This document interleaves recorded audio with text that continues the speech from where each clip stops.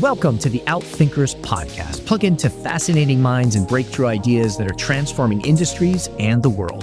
I'm your host, Clayton Christensen, founder of Outthinker, a global think tank comprised of corporate strategists and innovators that are shaping the future of business. If this describes you, join us at outthinker.com. Now let's dive into this week's episode with Scott Anthony.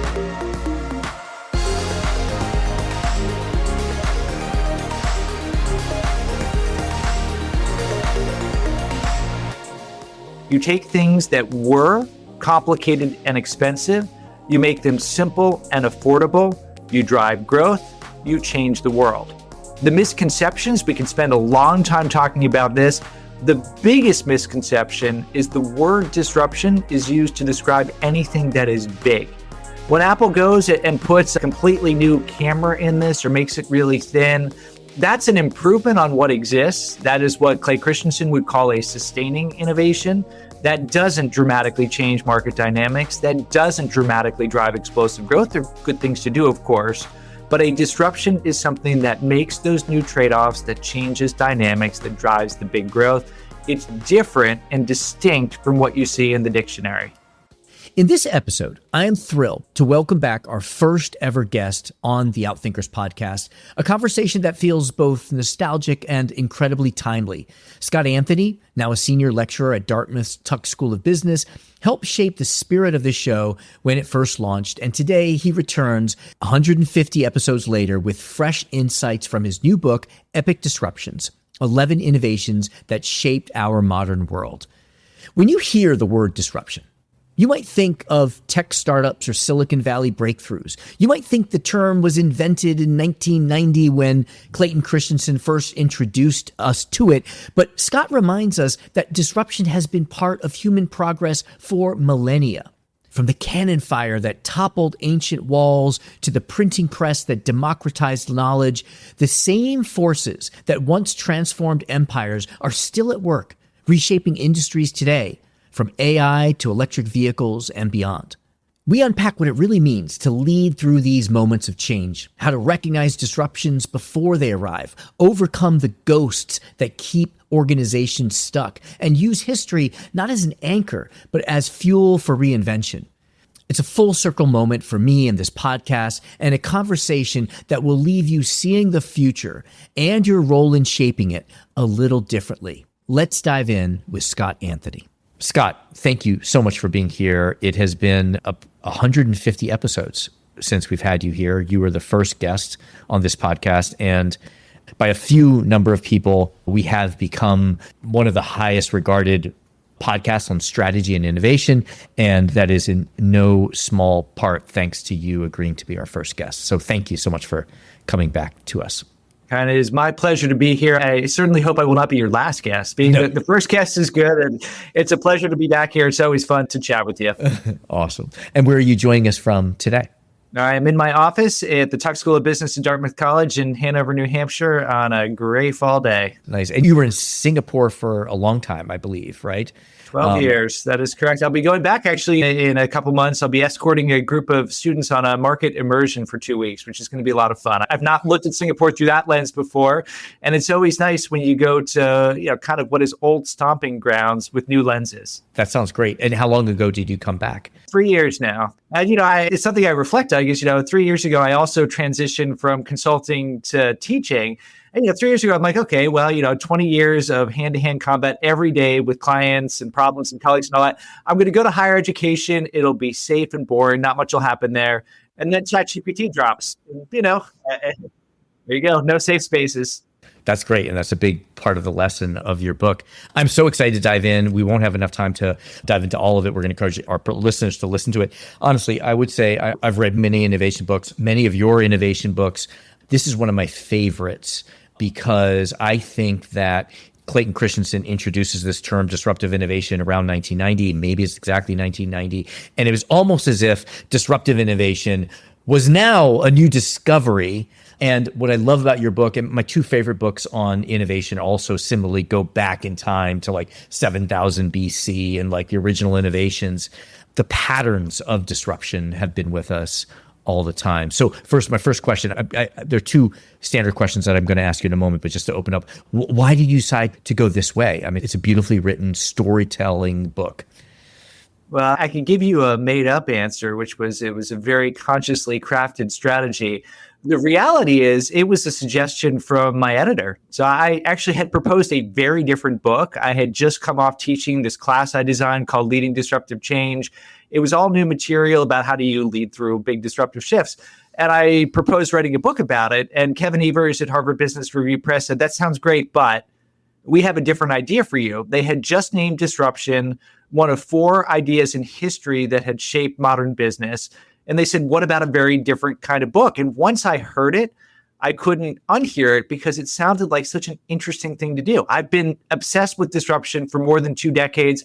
I still had a bunch of questions. The world still has unanswered questions. What if I thought I did this and took a really different lens on it? I am so glad I did because I learned so much through the research and writing journey. But the research must have been kind of really a lot of work, because I think in your other books, a lot of what you wrote about, you had collected through practice and then you put it down on paper. But I mean, here you are reading about the history of McDonald's or the history of Julia Child, who I imagine is not, that's not content that you developed through your work. Just tell us a little bit about what it was like to take on this, because I imagine it was significant. It was significant and it was really different. By my count, I read close to 40 books and about 400 pages of academic articles. And if you've read academic articles, each page of an academic article kind of counts as 5 pages of normal text. I'm not a historian, so I'm sure that there are holes in the historical analysis. It tells a story and it tells the story I want to tell. But I did do my homework, and it was a lot of homework. But, the thing about it, it was really fun and interesting. When you're going to look at Julia Child's history, you begin to see how rich it is and how she wasn't a great chef when she started. Lots of things we could get into. You just see these things that are really interesting. And I find whenever you've got a good question on your head, or a good question in your head, not on your head, a good question in your head, when you start looking at a wide range of sources, all of a sudden you see these connections, you see these patterns, you see these unexpected things, and it's just joy. Yes, it's work, but it's joy going through that process. Yes, that's awesome. I mean, it's so entertaining that I imagine reading it must have been entertaining as well. And we thank you for doing all that work and distilling it into something that we can consume more quickly than I'm sure it took you to gather. All right, I want to jump into the 2 questions that I always ask all of our guests. The first question is, and you're the first person that was ever asked this question is on this podcast, is please complete this sentence for me. If you really know me, you know that. The answer I will give right now, I love live music. And there's a footnote in the book that says this. I've seen Pearl Jam live 24 times, and that's not enough. I'd love to see them again and again. Are they touring? They're not right at this second. So yeah, I did see them. I did not see them in the most recent leg of their tour, but I saw them 4 times in 2024, 2 times in 2023. I saw Eddie Vedder solo 2 times in 2022. It was paused because of the little pandemic thing before that. But yeah, they're my favorite group live. I just saw Ed Sheeran the other week and he was phenomenal. I love live music. That's awesome. That's awesome. I will tell you what you said last time was that you once built a spreadsheet in real time on your phone to calculate the odds of your 4-year-old filing your scary bingo card. That was your answer. Yeah, that is true too. I remember that, sadly. I don't still have that spreadsheet, but I remember it. And your 4-year-old, I think now has built a bus or something a touring bus or something like that. Very good. Yeah, Boys with the Bus. So, it went viral on TikTok and Instagram last summer. And Charlie, who is now 19, we're going one direction. Wow. He was on Good Morning America twice. The democratization and disruption of media continues at pace. Amazing. It's like, that's what's so great. The patterns repeat, but the experience of them are entirely different. They can break through new walls, but the patterns are consistent. Second question, what is your definition of strategy? A set of choices to achieve a designed aim. That's how I define strategy. Great. Set of choices to achieve a designed aim. Very clear. Excellent. So I want to dive in. I think in order to set this up, I think that we need to clarify what disruption is. And there are very few people who have the authority who are living today to be able to really set the record straight. Disruption is a term that has been adopted and morphed and in many ways misused by many people who use it to describe innovation. So could you just explain to us what Clayton Christensen's disruptive innovation theory is, in your opinion, and what are some of the misconceptions or misuses of it today? So let me start by just explaining what it is, and I will explain it with a story. So a disruptive innovation changes market dynamics and drives explosive growth. So the story. My father was born in 1947. In 1947, there was one computer in the world. I was born in 1975. There were now tens of thousands of computers in the world. They are still expensive and located inside very large corporations who can afford them. When my daughter Holly was born in 2007, there are hundreds of millions of desktop and laptop computers that many people are enjoying. And of course, in that year, Apple introduced the first version of its iPhone. Today, there are billions of computers in our pockets, in our hands, all over the world. This is disruptive innovation. You take things that were complicated and expensive, you make them simple and affordable, you drive growth, you change the world. The misconceptions, we can spend a long time talking about this. The biggest misconception is the word disruption is used to describe anything that is big.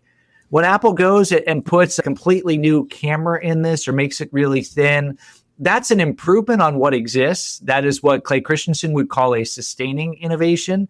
That doesn't dramatically change market dynamics. That doesn't dramatically drive explosive growth. They're good things to do, of course.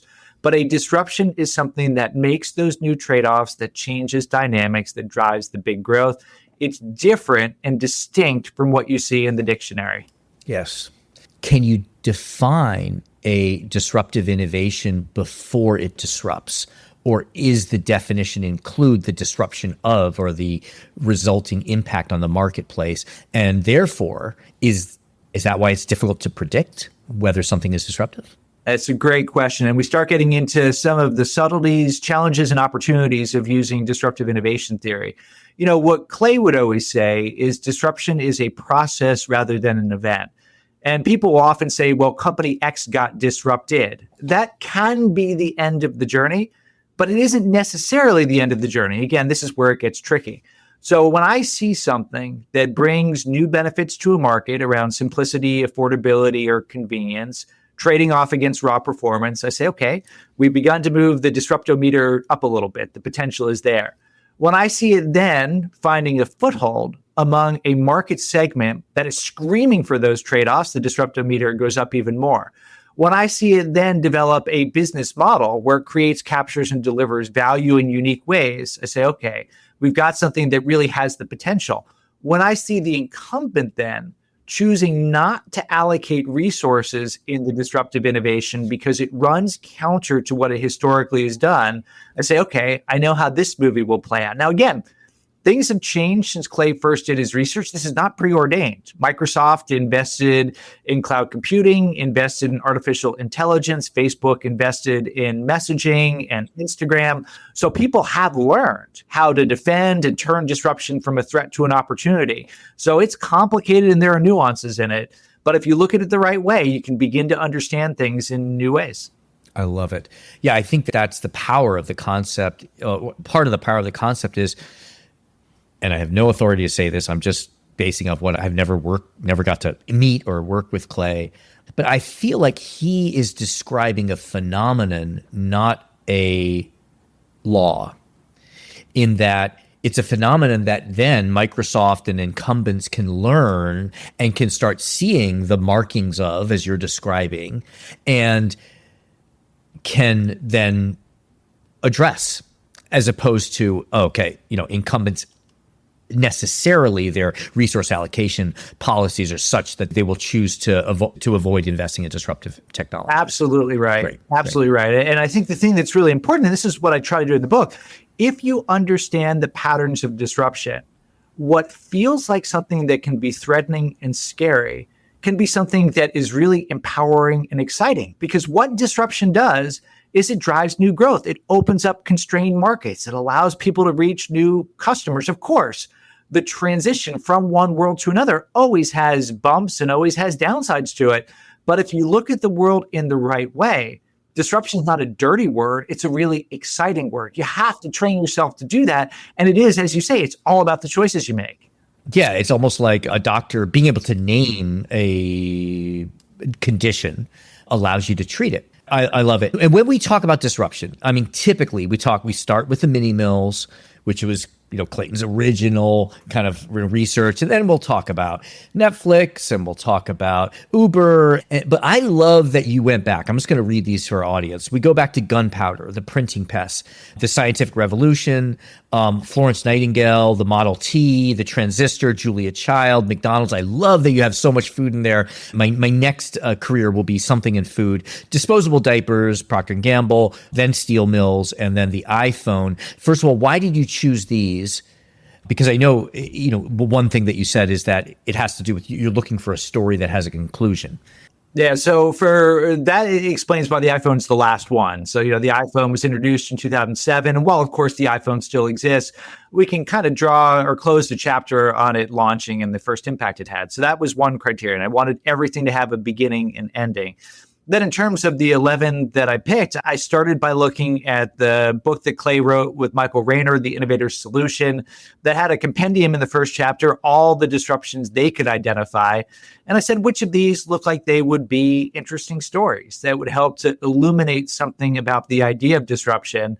That got me about 2/3 of the way there. And then I said, okay, what else would be fun? And something that really hasn't been looked at in depth. That added in Florence Nightingale, that added in Julia Child.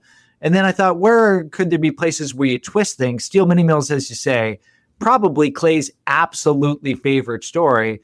So can we take that chapter and flip it? Look at it through the eyes of the incumbent. That was actually a suggestion from someone who read an early version of the book, my friend Thomas Weddle-Weddelsberg, whose name I just like to say. The first version, I actually just told a longer version of Clay's steel mini mill story.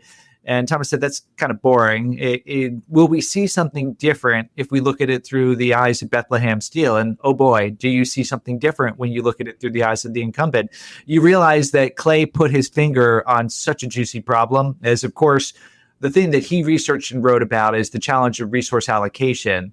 What the Bethlehem Steel story allows us to explore is the emotional part of going through disruptive change. I talk in the chapter about the ghosts that you have to overcome if you're a market leader trying to grapple with disruption. They're real and they're really challenging. So tell us about the ghost. We were going to get to that later, but yeah, so there are 3 categories of ghosts. This is an homage to Charles Dickens, of course. There's ghosts of the past where there's historical trauma that you haven't gotten over. In the case of Bethlehem Steel, they had a long history of disputes with unions. The steel mini mills used non-unionized labor. Even bring up something like that would lead people to say, well, let's not go there. You have the ghosts of the present, recurrent patterns that you follow without being aware of them, often things that trace back to the organization's founding. So Andrew Carnegie played a role in the early days of Bethlehem Steel. Then Eugene Grace was the leader for 40 years. They had slogans around always running the mills full, slogans around pioneering, not paying, that led to a dominant viewpoint that we just execute with discipline. That's what we do. Ghosts of the future. These are hidden fears of identity change that can invalidate the soul of the organization. So if you look at it objectively, Bethlehem Steel should have shut down its biggest plant in Bethlehem. But it was Bethlehem Steel. It was rooted in the city. It was connected to the city. You try to come up with a rational reason to do it, people will come up with all sorts of reasons that they think are rational, but are actually because this is who we are. The automotive manufacturers, by the way, are dealing with the exact same ghost today. It plays out a little bit differently, but they are mechanical engineers that now have to deal with the world that is about software and about electricity. And that feels actually very threatening in a very deep way. Those ghosts are real and hard to overcome. Yeah, that's brilliant. I mean, I guess, Peter Drucker said strategy is the answer to the question, what business are we in? So you got to kind of have this identity. And then you have the fact, as you pointed out, that the predictability of the pattern of disruption is easy to argue against. So, these incumbents are put in this, can be put on this horns of this dilemma, which is, the innovator's dilemma of, do we give up who we are in order to embrace this thing that may or may not become true, that we can't really say is going to happen? That's a very complicated dilemma. It is. And we start to wander a little bit into the territory of that book I proposed to Kevin Evers that will be the next book. The punchline, how do you handle this? This is a case that I've researched, the Japanese cosmetics company Shiseido. You have to wait for it. It's a good phrase. You have to change to remain unchanged. So what the leader of Shiseido did was literally change everything and change nothing at the same time. So he changed the structure and the brand portfolio, even the language of the organization, but he rooted it all in deep company history. We have always been a company where East meets West. We have always been a company where science meets beauty. I'm going to moor the effort in something so it does not feel discombobulating, but while doing that, I'm going to literally change everything. I love that. Yes, I love that. That way, we're going back to our roots, or we've always been this. History can be an anchor. It can be something that pulls you backwards, but it can be a catalyst if you use it the right way. It's a choice. Yeah, which I think, that's great. I mean, this is triggering on three different dimensions, this next question that I want to ask. I love that you started with gunpowder. That is originally a Chinese invention, although the usage of it maybe was not China. The ultimate usage of it was not kind of like the Chinese invention. So I think there's a theme here about there's this kind of anomaly that is useful for something, and then later the innovator kind of puts it together with other things and then finds a new use for it. And I think that is sort of the story of gunpowder. Also, a kind of thing I want to pull out of here, and I don't know if I'm being politically correct or not, but so many innovations have come from China, right? We have wood block printing, paper making, the compass, the iron plow, pasta, the wheelbarrow, seismograph, mechanical clocks, abacus, paper currency. Obviously, I had these written down. And, when I wrote my first book, there was this kind of debate of like that, well, the scientific method was developed in the West, and the scientific method kind of was adopted later in the East. You spent a lot of time in the East. Any thoughts on that? Because there's the scientific method would say we have a hypothesis, and then we go test the hypothesis. But another approach, maybe a Darwinian approach, is something happens and then we see what we use it for. And, the thing that I think is really interesting right now is, you mentioned I spent a lot of time in the East. I lived in Singapore from 2010 to 2022. And when I arrived in Singapore, China was still the place that was known for fast replication, but not a place that was known for true boundary pushing innovation. And by the time I left, that was beginning to change. And now, particularly as you look at electric vehicles and climate tech and artificial intelligence and other spaces, China is leading in some and pretty close second in others. So, in a generation, we've seen a real change there. And as you suggest, a lot of this is going back to history. And you say, well, the missing ingredient really was commercialization for a period of time. So a lot of great invention, but invention is the early stage. You have to then go and create value and find ways to distribute.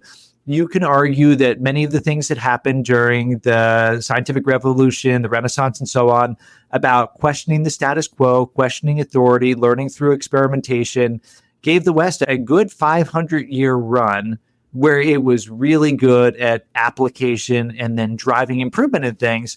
And China has, you could argue, reawoken and said, we still have the ability to invent. We've always had that. And we also have learned now how to really commercialize things, sometimes too much. You look at electrical vehicles now, a bunch of people will say there's too much competition in China. It is destructive. So, still interesting things to be written, epic disruptions too. I am sure we'll have a chapter about electric vehicles. It's just a really fascinating space that's taking place right in front of us. Yeah, no, I think it's fascinating. I think you go to Mexico City today and almost every Uber is a BYD. But 5 years ago or 7 years ago, that wasn't the case. Great. I've got so much to cover, but we have limited time with you. So I'm going to dive into the printing press. So we go from gunpowder. Well, first of all, what's your lesson from your gunpowder chapter? What do you want readers to take away from that? The great thing about history is you can take multiple lessons from it. I think one of the big ones from the gunpowder, I start in 1453 when an army is at the gates of Constantinople. Walls that had stood for 1,000 years, the Theodosian walls, crumble in the face of a cannonball flung from a cannon a mile away, half-ton cannonball. But the kind of punchline from that, if you're a business leader, is what is the defense, the moat that you have today, that you built yesterday, that is powerless against the disruptions that are coming at you right now? And I think it's a really important question for many leaders to contemplate, because you feel safe until you don't. That's kind of what disruption does to you.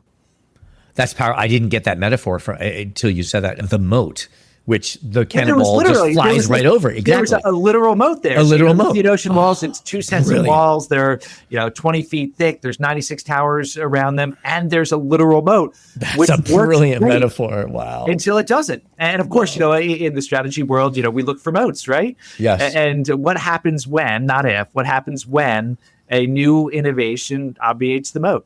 It happens everywhere. Brilliant. Oh, I love that metaphor. Thank you for raising that. All right, let's go to the next. I think another big insight for me from reading the book, and I think you pull it out mostly in the printing press, is, for the printing press to actually have an impact, we needed to be able to mold metal into letters. We needed paper that was of sufficient quality. We needed to be able to store and apply ink. There were like a number of innovations. If you don't mind talking to us about it. Then also, I think that in that story, you also have this early adopter, the church, who wants to ensure the consistency of missals and distribute Bibles. Kind of what are the lessons that we can draw for today from the printing press? Yeah, so 2 main things I'd highlight that touch exactly on what you're talking about here.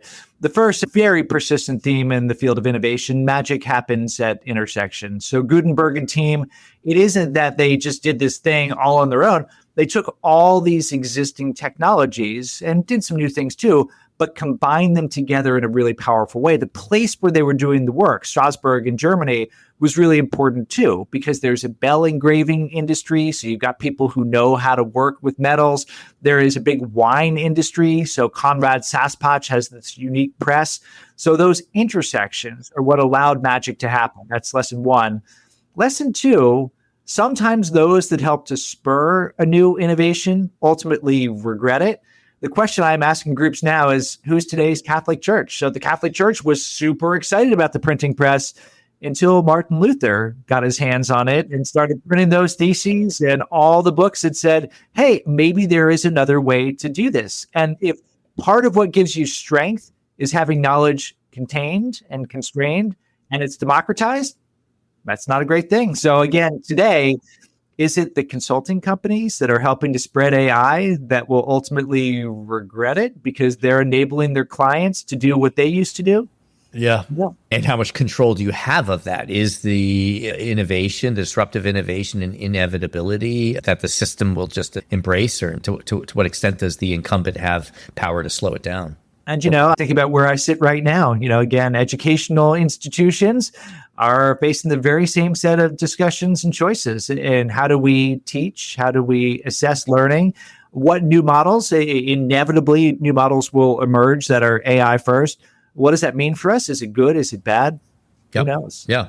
Staying with the printing press a little bit longer, like today, we understand Gutenberg to be the hero of the printing press, but you point out that for 200 years, he wasn't even known. There were other people, and it kind of speaks to, I think, like the stories that we tell about innovation, and that we have this hero, and you talk later on about the hero journey. So just explain to us who Gutenberg was and why he was not credited until later, and what implications that has for us in terms of us learning about, from past innovations. This was a really fun thing I was blissfully unaware of until I did my research. So, the reason why Gutenberg was unknown for a couple hundred years is, he had this idea for the printing press. It wasn't just him. There's a team of people that are working on it. They need money. You always need money to do things. So he found a backer, Johann Fust, in the local area, who gave him some guilders to go and launch the business. He comes up with the first version of the Bible off the printing press, and Johann Fust sues him and says, you violated the terms of the contract, blah, blah, blah.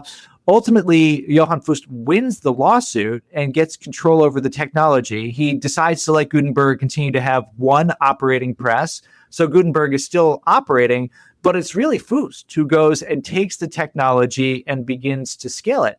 So for 200 years, he is the person that everybody focuses on until a historian goes back and says, wait a second, this is a person who kind of stole to a degree. Didn't steal, because it was his money that he put into it, but he wasn't the person who originated the idea. That really was Johannes Gutenberg and his team. The thing that I learned from this is history is written by the victors. And I guess that's always been true. And there are stories that become fables, become parables. You dig deeper into them. Often there are nuances. That's one. And two, I would always tell the story of Gutenberg before I researched it as a story of this one guy kind of doing his thing, making these magical things happen. And then you realize there's Konrad Sasbach and his press, and there's Johann Fust and the funding. There's Nicholas of Cusa, which is one of the first customers that there's a bunch of people. There's always a bunch of people. There's no lone genius, never a lone genius. Of course, there is a person who plays an outsized role in anything. But for anything to succeed, there are dozens, hundreds, thousands of people who will be involved in it.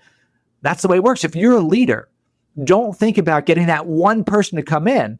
Think about how you're going to really create a culture where it's the norm to do this, not the exception.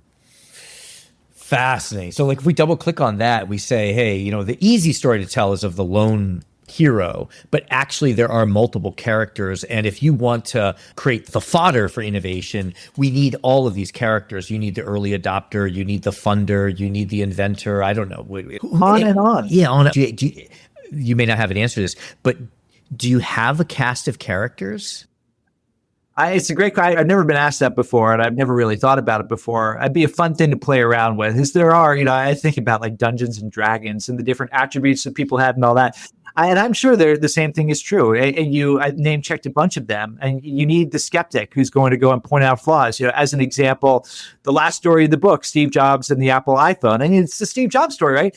Steve Jobs was so wrong about some parts of the iPhone. When it was launched in 2007, he was asked, what is the killer app? And he said, the killer app is, wait for it, the ability to make phone calls. And that's not what people wanted to do with a supercomputer in their pocket. The early days of the iPhone were kind of commercially disappointing because it was limited and there was no app store, because Jobs liked to control things. He needed healthy skeptics on his team that were willing to say, Steve, we need to open this up. And he, to his credit, agreed to do that. And of course, the rest is history. Yeah. And I think that he also kind of created a culture that allowed people to push back on him. And even though he was this outsized personality, obviously he allowed skeptics around him. For sure. And, there's this kind of reputation that he didn't, it was all him and all that. You look at any story and that's not true. Of course, he could be, and I didn't know him personally, so this is just reading other accounts. He could be acerbic, he could be tough, he could be, there's other words you can use to describe it. But he also would listen and he would change his mind. So the history is very clear that he was open to people who dissented to his point of view and was willing to do different things when he heard and saw evidence that a different path was more viable.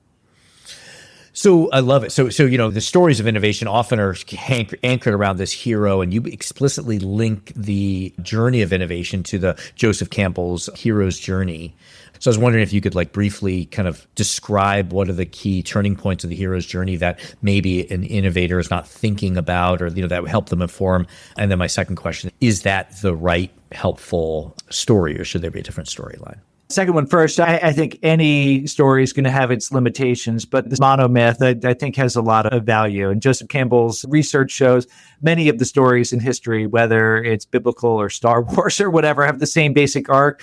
And you go look at innovation, it's the same basic thing. I use Julia Child to go and illustrate it. I'll give the slightly simplified version. It starts with the call to adventure.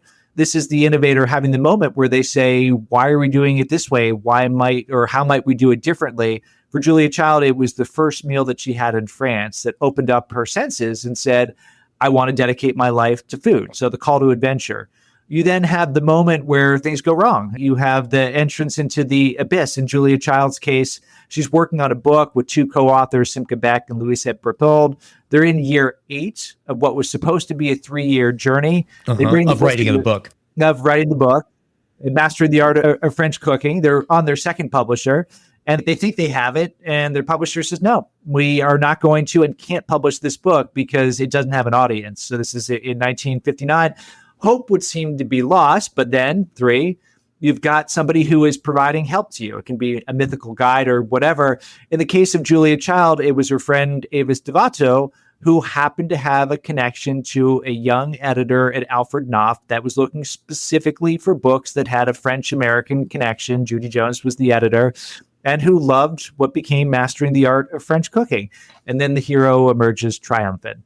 So I think it's a very useful metaphor because it reminds us we have to start with something. And in the case of a great innovator, it's questioning the status quo. It reminds us that disruption rewards patience and perseverance. It's not going to be a straight line to success. There's going to be fumbles and false starts along the way, and we need help. We're not going to do it on our own. It's not necessarily going to be a mythical spiritual from above that helps us. It might just be a good old-fashioned friend that gives us counsel when we need it. It might be someone that makes connections. It might be someone that lets us see possibilities we didn't see. All of those things, back to the cast of characters we talked about before, all of those things are critically important. Should not be a lonely journey. I love it. Yeah. So what I'm taking away is, the hero's journey is a useful storyline. But what many people forget is the hero's not alone in that story. Love it. Again, I have so many more questions to cover, but we're reaching the top of our time with you.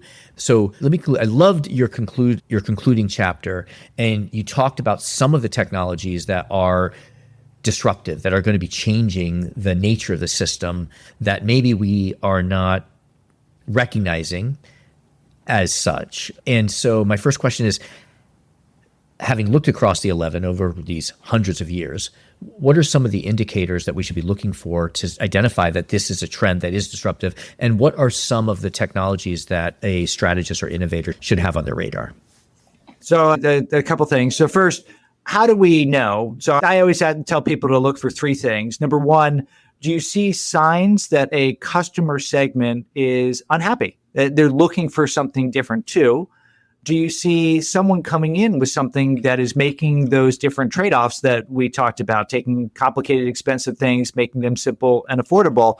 3, do you see fuel for that person who's doing things differently to go and serve more demanding marketeers and go and do new things? That can be funding. That can be a business model that's really profitable. You see those 3 things, it's a good sign that change is coming. And you look at the stories in the book, you see lots of echoes of things that are taking place right now. Gunpowder echoes into clean tech. The printing press echoes into artificial intelligence. Henry Ford's Model T echoes into autonomous vehicles. You look at the steel mini mills, you can think about robotics. You look at Pampers, you can think about additive manufacturing. You look at McDonald's, you think about new food, lab-grown meat, and so on. You look at Florence Nightingale, you can think about smart health. You look at the iPhone, you can think about mixed and augmented reality. The world right now is swimming in disruption. The last thing I would tell people then is this is great news. Yes, disruption creates dilemmas. Christensen identified it in his first book, The Innovator's Dilemma.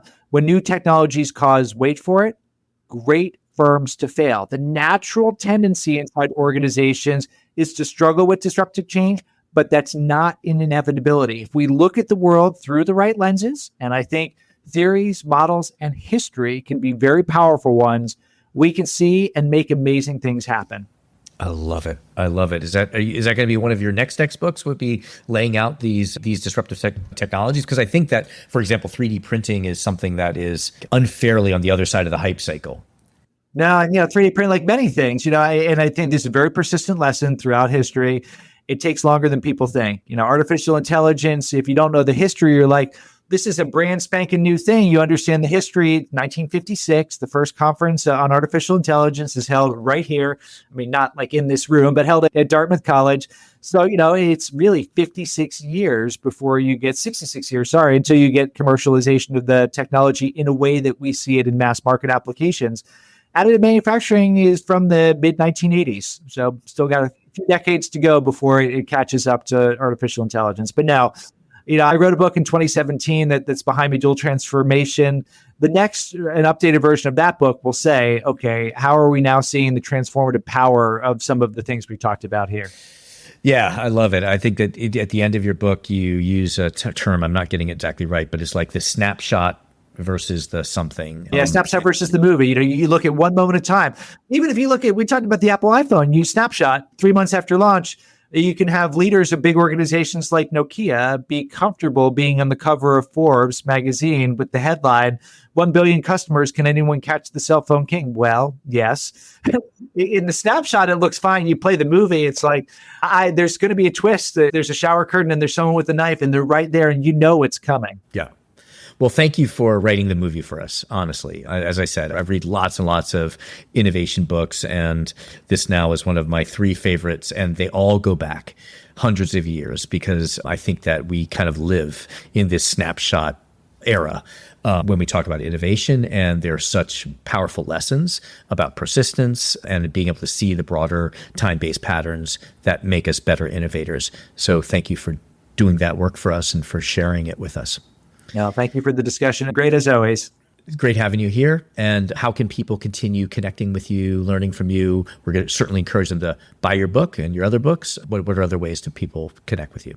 Yeah, so I live my life socially on, my digital life socially on LinkedIn. So if you go to LinkedIn and you look for Scott Anthony Chuck, because there's more than one Scott Anthony out there, you will find me. Okay. And there's the website for the book, epicdisruptions.com, that has all the great companion material, podcasts like this one and other interviews and stuff like that. Great. All right. We'll put that in the show notes and encourage people to join you there. Thank you, Scott, for writing the book and for taking some time to talk to us about it. Thank you, Con. Thank you. Thank you to our guest, Scott Anthony. Thank you to our executive producer, Zach Ness, our editor, James Pierce, and the rest of the team. If you like what you heard, please follow, download, and subscribe. I'm your host, Kyan Krippendorf. Thank you for listening. We'll catch you next time with another episode of Outthinkers.